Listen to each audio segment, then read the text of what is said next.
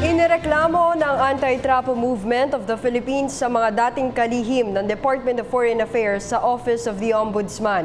Naghain ang grupo ng kasong graft laban kina former Secretary Alberto Romulo at former Secretary Albert Del Rosario. Ayon sa grupo, maanumalya ang e-passport contract ng DFA dahil overpriced umano ito.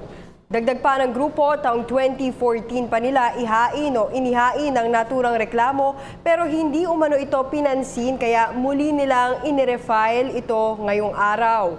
Sagot naman ng tagapagsalita ng DFA na si Assistant Secretary Charles Jose, pag-aaralan nila ang issue. Tiniyak ng opisyal na makikipagtulungan ng kanyang ahensya sa mga isasagawang investigasyon kaugnay sa nasabing reklamo.